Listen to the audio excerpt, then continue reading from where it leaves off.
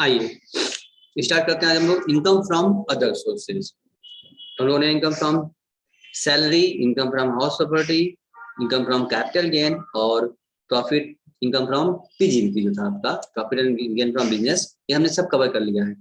अब हम बात कर रहे हैं इनकम फ्रॉम अदर सोर्सेज की। गवर्नमेंट ने इनकम के 5 हेड बताए, डिपार्टमेंट ने कहा, इनकम डिपार्टमेंट ने, इनकम के आप जो भी आपके सोर्सेज है 5 हेड में आपको टैक्सेबिलिटी अपनी करनी है। तो इन चारों हेड के अलावा जो बोला हमने अभी और कोई भी इनकम आपके रास्ता से होता है तो उसको हम लोग इनकम फ्रॉम अदर सोर्सेज मानेंगे। यानी कि मेन आपके 4 हेड हो गए थे, सैलरी की इनकम हो, हॉस्पिटलिटी की इनकम हो, कैपिटल गेन की हो या बिजनेस की हो, प्रोफेशन की हो, इन सबका उसमें हेड में चला गया। अब इन चारों के अलावा और कहीं का भी कोई भी इनकम का जरिया होगा आपका, उन सबको कहा जाएगा, एक साथ कंबाइन कर लेंगे उसको, कहीं इनकम फ्रॉम अदर सोर्सेज में डाल के वहां पर टैक्सेबिलिटी उसकी होगी। यहाँ बहुत कुछ मिलता है, ठीक है। इसमें आपका इस बार अमेंडमेंट भी हो रखा है, जो कि अमेंडमेंट आपके सबसे ऊपर सामने दिख रहा है आपको। बदलाव क्या था, अमेंड हुआ था डिविडेंड वाले में कि in the hand of dividend is taxable in the hand of recipient, जबकि पहले ये डिविडेंड जो है इंडियन कंपनी से मिलने वाला डिविडेंड 1030 के तहत एग्जम्प्ट हुआ करता था। बट यहाँ पर अमेंडमेंट आ गया, अब जब पढ़ेंगे तो समझाएंगे इसके बारे में आपको। अभी डिविडेंड किसके हैंड में टैक्सेबल होगा, रिसिपिएंट के हैंड में। Rate for deduction of tax at source have been reduced by 25% effect from 14 मई 2020 से कम हो गया अप टू 31 मार्च 2021। ये भी पढ़ेंगे हम, जेल में जानकारी लेंगे भी हम लोग। और सेक्शन 57 में बदलाव आया था। मेन बात 3 था अमेंडमेंट इस साल, इस चैप्टर में अमेंडमेंट है आपका, reduction only for interest expense shall be maximum 20% of the dividend income और income from unit of mutual fund. ये भी अंदर चल के हम लोग पढ़ेंगे, डिटेल में चर्चा करेंगे। यहाँ बता दिया गया स्टार्टिंग में इस बार का आपका 21-22 का अमेंडमेंट है, ठीक है ना। चलिए, क्योंकि इनकम टैक्स में हर बार बदलाव तो आते ही आते हैं, तो जहां जहां आ रहा है वहां उसको कवर कर दिया जाएगा। इसको पहले आपको हाईलाइट कर दिया गया है। अब ये क्या कह रहा है, this is the last residuary head of income, यानी कि इसमें कह रहे हैं कि बचा कुछ जितने भी इनकम होंगे सब ये आपका लास्ट हेड है, जिसमें बचा कुछ सारे इनकम इसी में आ जाएंगे, रेसिड्यूअरी है। Any income is taxable under the act of under the act but does not find a place under any of the first 4 head जो हमने बताया अभी, हमने सैलरी और house property, profit gain from business और कैपिटल गेन, इन चारों में जो टैक्सेबल नहीं हुआ है तो उसके अलावा जो भी बचा इनकम, वो सारी इनकम, बची हुई इनकम इसमें आ जाएगी, इनकम फ्रॉम अदर सोर्सेज के हेड में टैक्सेबल होगा। Will be assessable under this residuary head income from other sources. बात क्लियर हो गई आपको। Income from other sources can be classified into, क्या में कहा गया, इनकम स्पेसिफाइड अंडर सेक्शन 56(2) और specific income chargeable under this head income, और अदर इनकम भी आएंगे इसमें जो चार्ज जाएंगे, क्या क्या होंगे और डिटेल में बात करते हैं। तो पहले 56(2) की बात कर लें। स्पेसिफिक इनकम चार्जेबल जो होंगे इसी हेड में होने वाले हैं, इनकम फ्रॉम अदर सोर्सेज में 56(2) के तहत क्या क्या है देखिए। पहला जो आपको मिला डिविडेंड, जिसका मैंने बोला पहले से ऊपर आ गया। Income from winning from lottery, crossword puzzle, races, ठीक है ना, including horse race, card game and other game of any sort or from gambling or betting or from any or nature whatsoever। यानी कुछ भी हो जाए, किसी प्रकार कहीं से कोई लॉटरी इनकम क्रॉसवर्ड से किसी प्रकार कोई इनकम आपको मिल रही है, कैजुअल इनकम से कहते हैं, हो रही है, तो सब कैजुअल इनकम आपका इनकम फ्रॉम अदर सोर्सेज में टैक्सेबल होगा। इसका रेट भी अलग होगा टैक्स लगने का, वो बताएंगे अभी आगे चल के हम लोग आपको। Any sum received by the assessee from his employee as contribution to any provident fund और सुपरन्यूशन फंड और any fund set up under employ state insurance act, जो फंड में पैसा आप रिसीव करेंगे, क्योंकि जब आपने इन्वेस्ट किया था उसमें एग्जाम करा लिया था, और जब रिसीव करेंगे तो यहाँ पर टैक्सेबल होगा, अदर सोर्सेज में जाता है। Income by way of interest of security, interest security जो भी आपने परचेस किया उसको इंटरेस्ट में डिबेंचर वगैरह जो भी लिया है आपको इंटरेस्ट बॉन्ड मिल रहा है, वो भी आपको टैक्सेबल हो जाएगा, ठीक है। उसके बाद फिर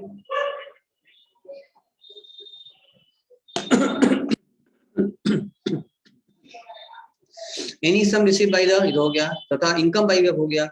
income from machinery, plant, furniture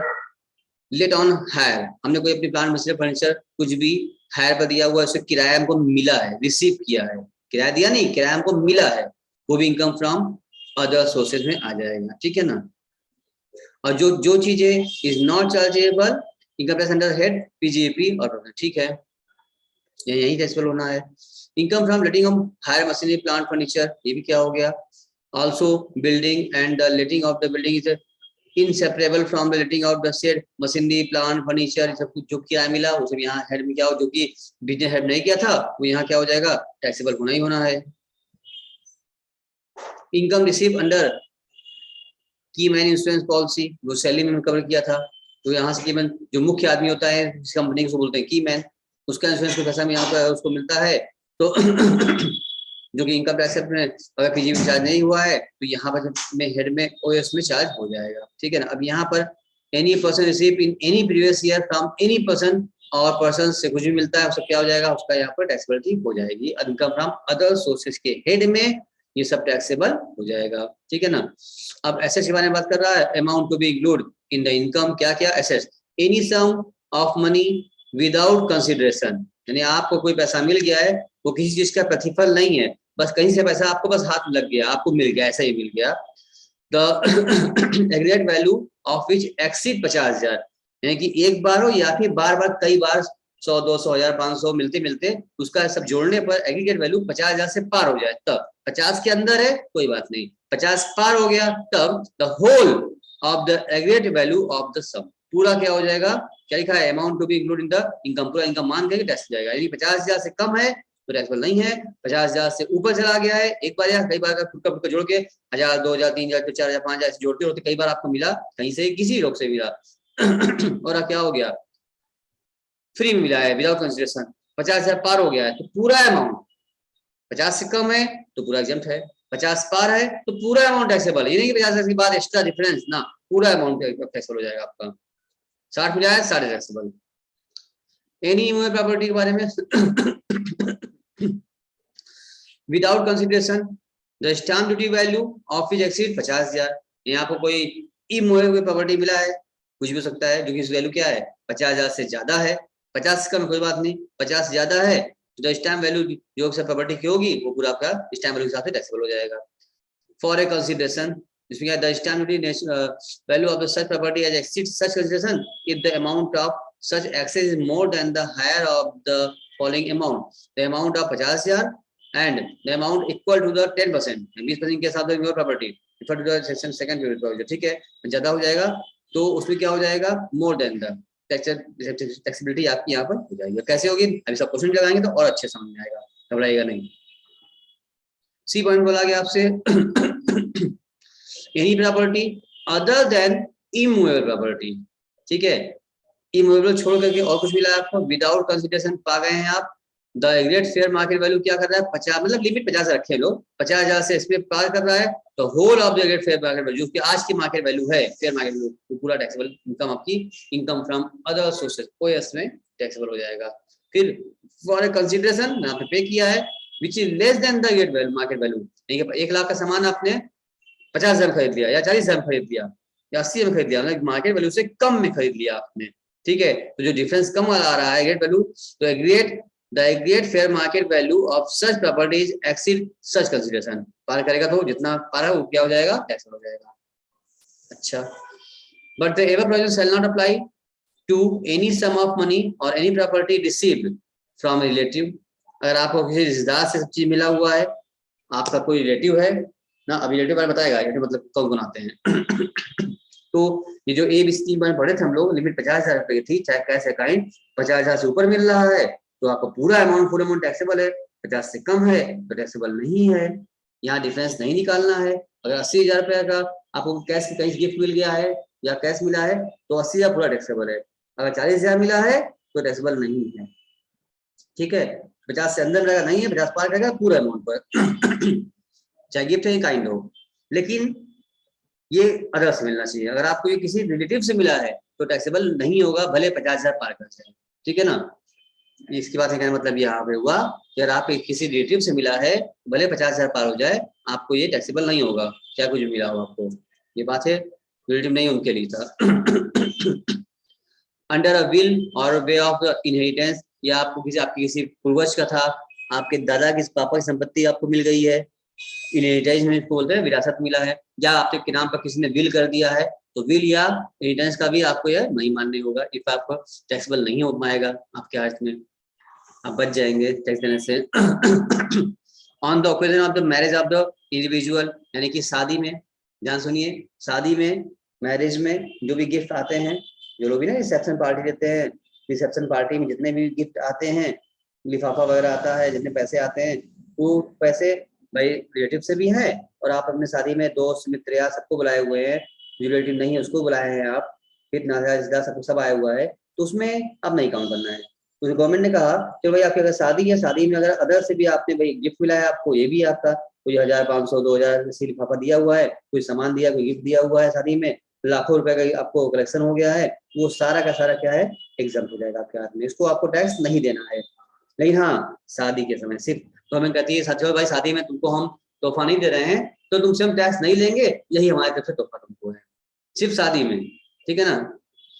आगे उसके बाद in comparison with the death of the pair donor, ठीक है ना। अब आपकी किसी डेथ हुई, डेथ के बदले में उसको कुछ मिल रहा है तो भी, फ्रॉम एनी लोकल अथॉरिटीज पैसा पाए तब, या from any trust institution registered 12 भी था तो रजिस्टर हुआ है, उसके हिसाब से अगर पा रहे हैं तो भी नहीं टैक्स होगा। फ्रॉम एनी फंड और फाउंडेशन और यूनिवर्सिटी और अदर एजुकेशन इंस्टीट्यूशन, हॉस्पिटल और other medical institution, any trust जो आप सुविधा पाए वो भी नहीं टैक्सेबल, बच जाएंगे आप, टैक्स नहीं लगेगा सुविधा का। Where the transfer of is not regarded as transfer under section 47 in the case of amalgamation, demerger or business क्या है recognition यहाँ भी लिखने वाला, from an individual by a trust create a establishment solely of benefit of the individual, ठीक है, और from such class of person and subject to such condition as may be prescribed, जो भी शर्त यहाँ प्रेस्क्राइब फॉर्म में रहेगा उन लोगों को नहीं देना पड़ेगा। अब यहाँ बता रहा है कि प्रॉपर्टी में क्या क्या आएंगे। अब property means following capital asset, जो हमें वहाँ पढ़ा कर रहा है, वो सारे चीज के नेमली क्या क्या आएंगे। इनमें प्रॉपर्टी में आपका लैंड बिल्डिंग आया, दोनों आ सकता है, share security, jewellery, archaeological collection हुआ, ड्राइंग्स है, पेंटिंग है, ये सब क्या है आपके कैपिटल एसेट्स में जाने में आते हैं, वो पढ़ चुके थे। अब यहाँ बता रहा है रिलेटिव, मतलब हमने कहा ना बताएगा कि जो रिलेटिव पैसा मिलता है वो माफ हो जाएगा, भले 50,000 पार हो जाए वो भी टैक्सेबल नहीं होगा आपके एंड में। तो रिलेटिव में कौन कौन आएगा, इन केस ऑफ इंडिविजुअल कौन कौन रहेगा, स्पाउस, स्पाउस मतलब होता है बेटा जीवन साथी, हस्बैंड के लिए वाइफ, वाइफ के लिए husband, spouse of the individual, brother और sister of the individual, brother और sister of the spouse of the individual, brother और sister of the either of the parents of the individual, parents भी, और brother sisters of either of the parents of the individual, any lineal ascendant और descendant of the individual उसका पूरी तरह से आश्रित है, और any lineal ascendant of the spouse, यानी कि हस्बैंड और वाइफ दोनों फैमिली हैं, उन दोनों के साथ मिला करके इन लोगों को रखा गया है, spouse of the person referred, ठीक है। और इनके साथ पहले बात समझ में आ गया, इंडिविजुअल केसेस में इतने लोगों को आपका रिश्तेदार बताया गया है, रिलेटिव। इसके अलावा अब रिश्तेदार में कोई, जैसे आपका कोई कजिन आ गया, कोई आपके अंकल हैं, दूर रिश्तेदार हैं, वो सब अगर देते हैं तो वो आपका रिलेटिव में नहीं माना जाएगा, भले वो आपका कुछ लगते हैं, दूर के रिश्ते में है तो वो नहीं माना जाएगा। यहाँ पर जो माफ हो रहा है उसमें रिलेटिव्स मिलने वाला माफ है, उसमें भी बताया गया है रिलेटिव में भी इतने लोग खाली आएंगे, इन लोग के अलावा कोई और अगर आपको गिफ्ट देता है तो आपका वो 50 पार किया आएगा तो टैक्सेबल हो जाएगा। फिर रिपीट कर रहे हैं, इतने रिलेटिव में इतने लोग सिर्फ आ रहे हैं जो आपके सामने दिख रहा है, इसके अलावा अगर किसी ने आपको गिफ्ट दिया है, भले आपके रिलेटिव क्यों ना हो, दूर के रिश्तेदार क्यों ना हो, वो आपको नहीं मिलेगा उसका, वो आपको टैक्सेबल अदर मानते हुए टैक्सेबल हो जाएगा। रिलेटिव में आपका 10 लाख मिल जाए कोई बात नहीं है, लेकिन क्या है इतने ये लोग होने चाहिए, जिसको आप गवर्नमेंट इनकम डिपार्टमेंट डिफाइन कर रहा है कि रिलेटिव मतलब क्या होता है। इनके साथ बात करते हैं, अगर HUF के बारे में बात कर रहे हैं तो HUF में बताया गया है any member of the family, ठीक है। एनी मेंबर मतलब क्या होता है, HUF के अंदर हिंदू अनडिवाइडेड फैमिली है, उसके अंदर जितने मेंबर्स है वो सब HUF दायरे में आएंगे, ठीक है। अब जैसे इस एग्जांपल ले रहा है, मान लिया कि सपोज कि mister Ramesh is the recipient of the gift है, मिस्टर रमेश को मनी मिला है, गिफ्ट मिला, सब मिला है, और अगर receive from the following relative shall be exempt, किसको किससे इनको गिफ्ट मिलेगा कि ये एग्जाम्प्ट हो जाएगा,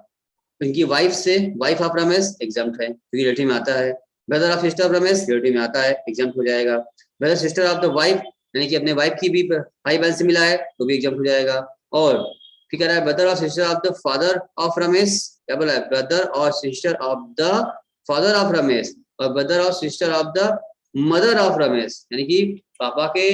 जो आपके पापा के भाई बहन है यानी, और जो आपके मम्मी के भाई बहन है, उनका भी रिलेटिव में दायरे में मिलेगा पैसा, वहां से मिल रहा है तो एग्जाम्प्ट है। क्रिएट ग्रैंडफादर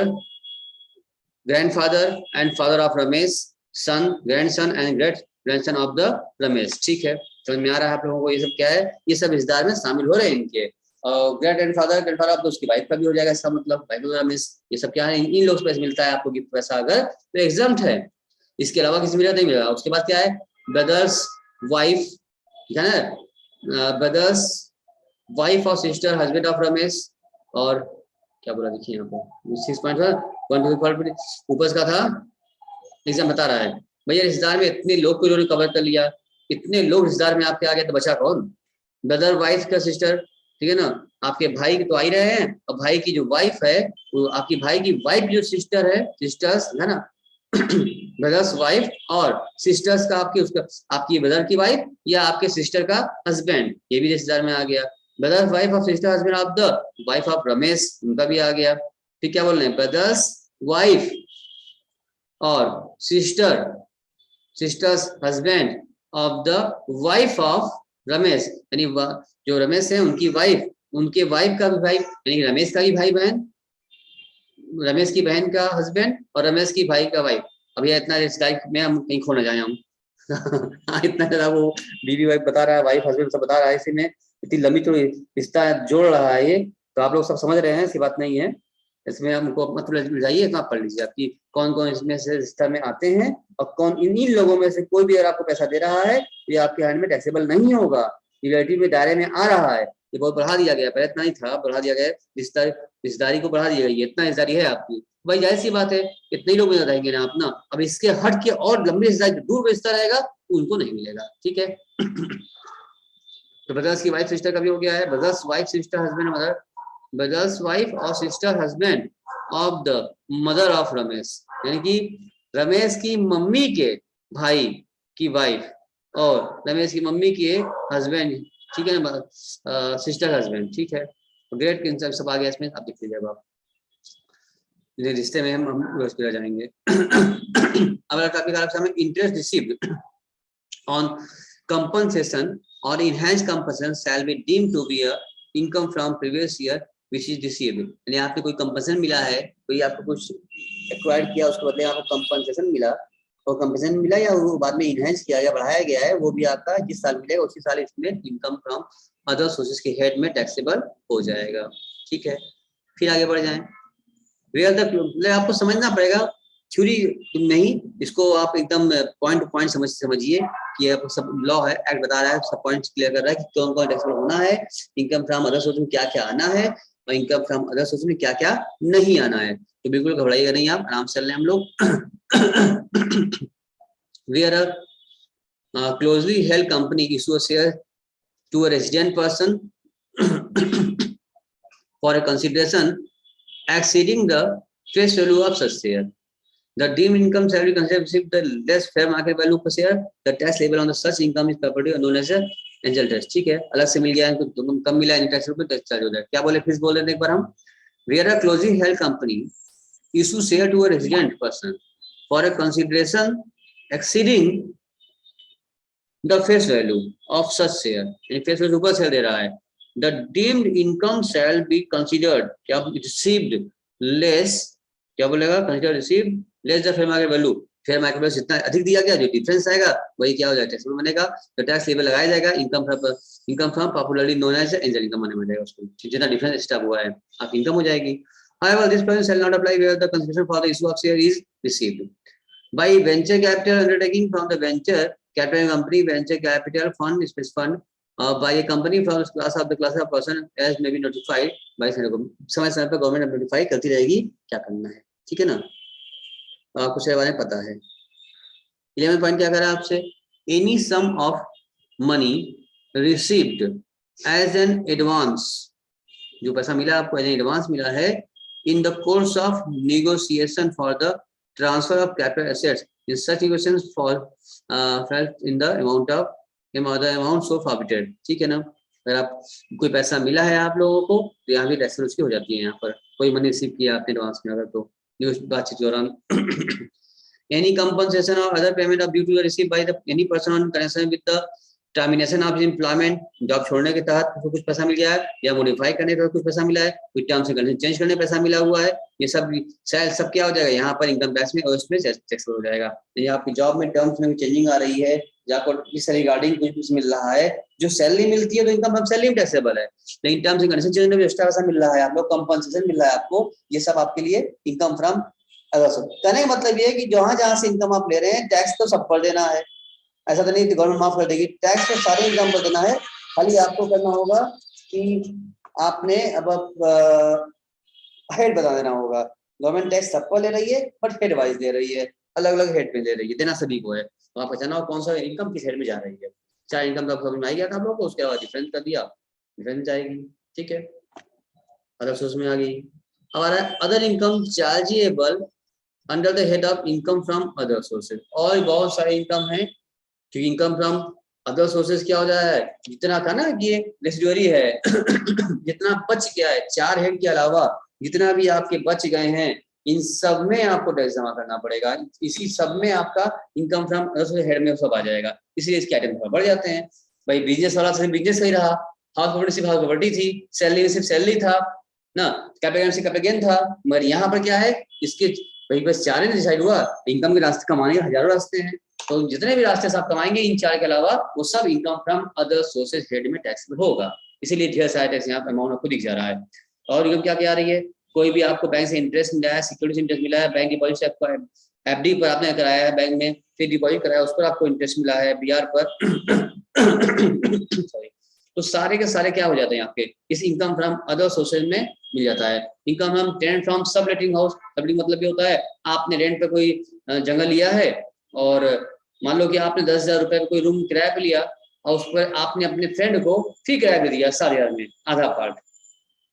इसका मतलब एक तो आप खुद किराएदार थे और आपने फ्री किराए पे उसको दे दिया, उसको बोलते हैं सबलेटिंग है, और 7,000 दे दिया, तो भाई आपका तो 10,000 दिया आपने पूरे का, तो आधा देना सीधा 5,000 में, और आपने साथ में दिया था तो 2,000 से मतलब आपका फायदा हो गया, जो 2,000 ये फायदा हुआ बोलते हैं इनकम फ्रॉम रेंट सबलेटिंग, ये भी आपका इनकम फ्रॉम अदर सोर्सेज में है, क्योंकि आप मकान मालिक तो है नहीं,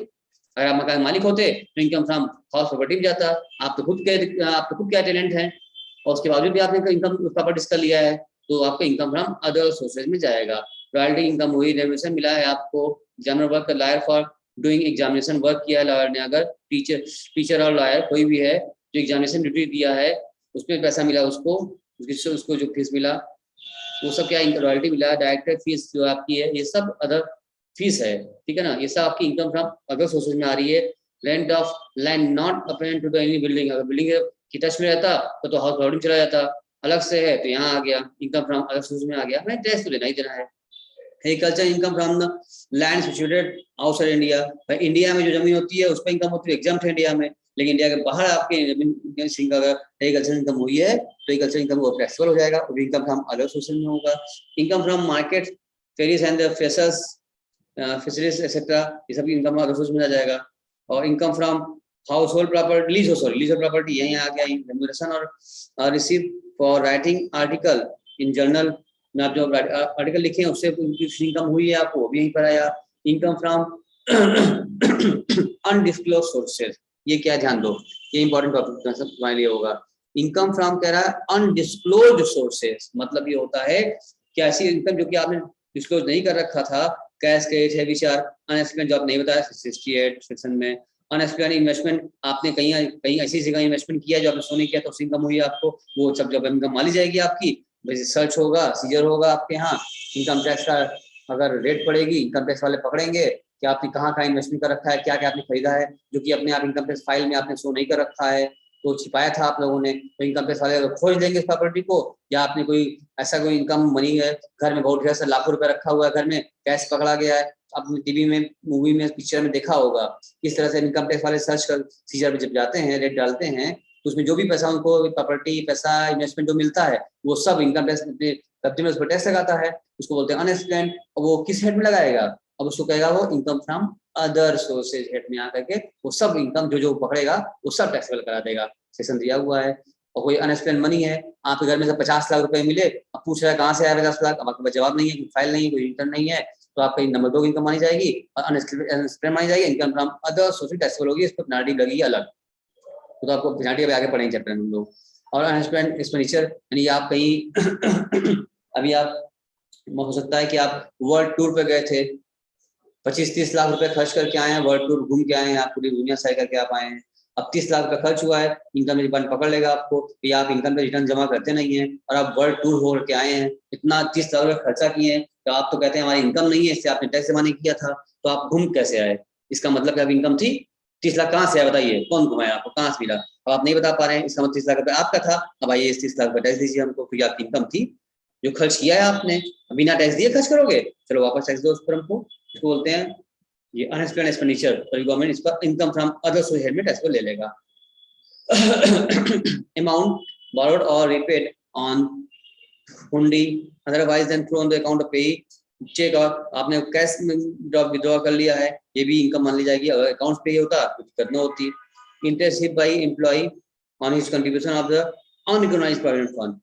अगर रिकॉग्नाइज में करता है तो आपको पता ना उसको इंटरेस्ट आप सैलरी पड़ा था 9.5% इंटरेस्ट एग्जाम था ना, अगर वो अनरिकॉग्नाइज में करता है तो जो इंटरेस्ट मिलेगा उसका वो पूरा पूरा क्या है, टैक्सेबल होगा, इनकम फ्रॉम अदर सोर्सेज में। Salary of member of parliament, member of legislative assembly और काउंसिल, ये भी क्या हो रहा है यहाँ पर भी, इस टैक्सेबल यहाँ पर आ गया है, इनकम फ्रॉम अदर सोर्सेज में इनकम, सैलरी इनकम नहीं, मेंबर ऑफ पार्लियामेंट जो होते हैं इन लोग की इनकम इधर आके टैक्सेबल होगी, उधर नहीं होगी, सैलरी नहीं होगी। और insurance commission not chargeable under the head of PGP, then और प्रोफेशन जो नहीं होता यहाँ पर आ जाएगा, यहाँ पर आपका जैसे आपने इंश्योरेंस कराया क्योंकि कमीशन मिला है आप लोगों को, अब इंश्योरेंस एलआईसी के एजेंट हैं तो भी इसका कमीशन भी यही पर आएगा, इनकम फ्रॉम अदर सोर्सेज में टैक्सेबल हो जाएगा। और क्या है सर, बहुत सारी इनकम है, रेंट ट्रेडमार्क है, डायरेक्टर कमीशन मिला है गारंटी देने का या राइट करने का, ग्रेच्युटी रिसीव हुआ है, डायरेक्टर को एम्प्लॉय कंपनी था, फैमिली पेंशन मिल रहा है आप लोगों को, ठीक है ना। तो अब फैमिली वाला ध्यान समझो, family pension receive by the widow and here of deceased employee, however the following family pension are exempt, family pension जो मिलता है वो टैक्सेबल होगा, पर इसमें कुछ एग्जाम्प्ट है, क्या क्या, जो पेंशन मिला है आपको विडो से, जो विडो है, विधवा है किसी एम्प्लॉय की, यूनियन से पा रही है, तो जो पेंशन मिलेगा उसको पूरा पूरा पेंशन एग्जाम्प्ट हो जाएगा उसका। और family pension receive by any member of the family of gallantry awardee होगा अगर वो, उसको भी सेक्शन इंसर्ट किया गया है, उसका पेंशन पूरा पूरा माफ है, एग्जाम्प्ट हो जाएगा। और फैमिली में मतलब क्या, having the spouse or children of the individual and the parents or brothers and sister of individual only are mainly dependent, ये फर्दर में आ रहा है, यहाँ पर रिश्तेदारी में ये आएगी, इन लोगों को मिलता है तो आपका एग्जाम है, बाकी अदर आपको मिलेगा फैमिली पेंशन तो फिर क्या है टैक्सेबल आएगा होगा ठीक है। Family pension receive by a widow और children of nominated person member of the arm forces including paramilitary force of the union where the death of such member occurred in the course of operational duties shall be exempt provided the process, ठीक है, यहाँ भी लिख हो जाएगा। amount withdrawn from deposit necessary certificate so the and the deduction ATCCA has been allowed including interest, आप तो उधर ATCCA में आपने जो डिडक्शन ले रखा था वहाँ पर लॉकिंग पीरियड रहती है, उससे पहले ही आपने पैसा विड्रॉल कर लिया यहाँ से, तो अभी वापस से इनकम फ्रॉम अदर सोर्स में टैक्सेबल हो जाएगा। 21 कहता है receive by cricketers selected to play for India, अच्छा यानी कि जो इंडिया के लिए खेल रहे हैं उनके उनको जो मिल रहा है पैसा, टेस्ट मैच इंडिया में खेले हैं या अदर मैचेस खेले हैं इंडिया में या इंडिया से बाहर मैच खेले, 3 बातें हो जाएगी, ठीक है। तो क्रिकेटर के लिए देख लेते हैं, अगर टेस्ट मैच खेला है तो amount actually receive by the player from the cricket control board, सभी लोग देख पा सुन पा रहा है ना, कोई दिक्कत नहीं हो रही किसी को ना, आप लोग मैसेज कर सकते हैं, सब बात क्लियर हो रही होगी, बिल्कुल बोर नहीं होइएगा, इसको थ्योरी मत समझिए, इसी बेसिस जितना आप जाने रहेंगे क्या एग्जाम है क्या टैक्सेबल है, अभी जब न्यूमेरिकल क्वेश्चन लगेगा ये सब काम आएगा आपको, ये सब प्रोविजन हैं, इसे जाना जरूरी है, इसलिए पूरा पढ़ाना पड़ रहा है हमको, इसके बाद ही क्वेश्चन लग पाएगा, ऐसे क्वेश्चन नहीं लग पाएगा, इसे भी अलर्ट, आप ध्यान सुनिए, बिल्कुल भी परेशान ना होइए, ठीक है ना, बोर ना होइएगा, थ्योरी समझिए ये प्रोविजन है। अगर वो हम बात करें क्रिकेटर की वो क्या किया, कहाँ पे प्ले किया है, इंडिया में प्ले करता है, अगर तो टेस्ट मैचेस इन इंडिया तो किया है, तो टेस्ट मैच में amount annually actually receive by the player from the cricket control board is taxable after allowing reduction of some amount of equal to 75% of the such receipt and such reasonable expenses incurred of the earn of such income. जितना पैसा मिला है 75% घटा दो, बाकी taxable हो जाएगा इनके एंड में. अदर मैच खेले हैं अगर, generally the entire receipt by the player from the board जो मिला है उनको will be deemed to have been spent for earning such income and not taxable. बहुत ध्यान समझना है, क्वेश्चन आएगा ये काम करना होगा. अगर क्रिकेटर का आया इनकम निकालिए, तो अगर वो क्रिकेटर टेस्ट मैच खेला हुआ है 25% काट के 25% टैक्सेबल हो जाएगा. अदर मैच खेला हुआ है तो पूरा जो पैसा मिला बोर्ड से पूरा एग्जाम्प्ट माना जाएगा ऊपर. और जो आउट इंडिया मैच खेला हुआ है, a player will be allowed deduction 50% of the amount of receipt for playing for foreign countries and the balance will be taxable. तीनों बात बता दिया हमने. अगर टेस्ट मैच होगा 25% क्या मिल जाएगा आपको, रिडक्शन मिल जाएगा, 25% टैक्सेबल हो जाएगा. अदर मैच खेले हैं, इंडिया में खेले हैं, अदर मैच खेले हैं तो पूरा टैक्सेबल नहीं होगा, नॉट टैक्सेबल हो जाएगा. अगर आउटसाइड इंडिया मैच खेले हुए हैं तो उसमें आधा एग्जाम्प्ट है, आधा टैक्सेबल है. ये बात आपको नहीं पता रहेगी, बताइए बेटा क्वेश्चन कैसे लगाएंगे हम लोग. अभी क्वेश्चन लगाएंगे, क्रिकेटर का आ जाएगा इनकम निकालने के लिए, इनकम टैक्स निकालने के लिए. ये बात हमको पता होना चाहिए, तभी हम टैक्स लगा पाएंगे. अब इससे सब पढ़ना पड़ रहा है हम लोगों को. अब आगे इसमें tips receive by the waiter, जो आप वेटर को टिप देते हैं टैक्सी ड्राइवर को, not being given by his employer, यानी कि जो उसके एम्प्लॉयर से मिल रहा है वो सैलरी होगी, वो सैलरी टैक्सेबल हो जाएगा. लेकिन आप जो वेटर को ड्राइवर को जो टिप देते हैं 10, 5, 20, 100, 50 जो भी आप टिप दे रहे हैं, तो वो एक लोग से पा नहीं रहा होगा. दिन भर में कितने लोग आ जा रहे हैं, कितने लोग 10, 20 पे पा रहा होगा. तो एक हर दिन में पा रहा है, महीने में कितना पाएगा, साल में कितना पाएगा. गवर्नमेंट बहुत चालाक है, कहीं जितना भी टिप पाए हो तुम, सारा टिप तुम्हारे लिए टैक्सेबल है, इनकम तुम्हारी हुई है भाई. वो टिप पाया वो भी उसकी इनकम मानी जाएगी, और इनकम मानते हुए साल भर से जोड़ करके उसके हैंड में इनकम फ्रॉम अदर सोर्सेज में टैक्सेबल हो जाएगा. अब आपके मन में सवाल आएगा, सर वो बताएगा ही नहीं.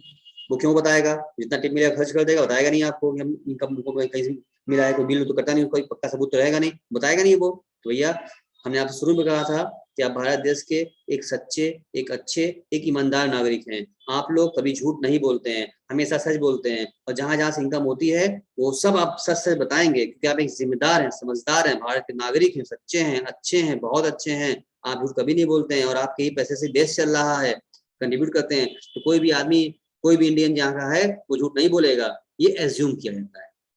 अब भले इसका उल्टा आप लोग करते हैं अलग बात है, लेकिन ये एज्यूम किया जाता है कि आप बहुत अच्छे हैं, बहुत सच्चे ईमानदार हैं, ऑनेस्ट हैं आप लोग, और सब कुछ सच से बताएंगे और बता करके आप टैक्स जमा करेंगे. ये आपसे उम्मीद की जाती है डिपार्टमेंट द्वारा,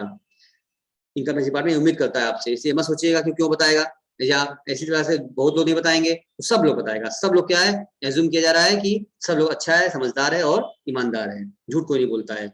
सब भारत के देश के क्या है, सब देशभक्त हैं, उससे पूरा सब जितने भी 1-1 रुपए की इनकम जहां हुई है वो सब बताएंगे, उस पर टैक्स जमा करेंगे. अब भले ये लोग करें ना करें, मर्जी आपकी है,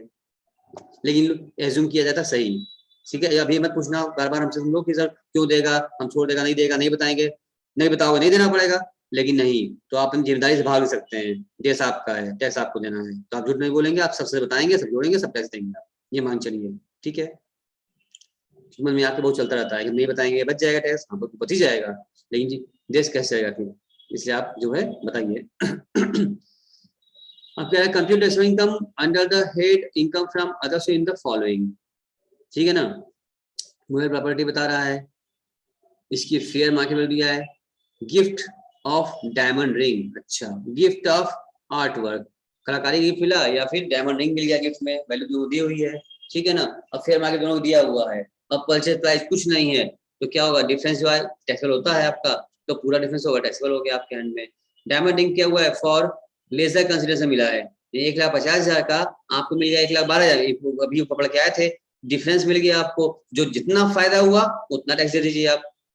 50 का सामान 12 में पाए, 38 फायदा हो गया तो 38 टैक्स दे दीजिए आप. आप सच से बताएंगे, झूठ नहीं बोलेंगे आप. दीक्षांत कह रहा है सर, सर हम नहीं बताएंगे, नहीं देना पड़ेगा. हाँ बेटा, लेकिन बताना पड़ेगा ना, तुम समझदार हो, जिम्मेदार हो, ईमानदार हो, कभी झूठ नहीं बोलते हो, सब बात सच से लिखते हो, गवर्नमेंट को पूरा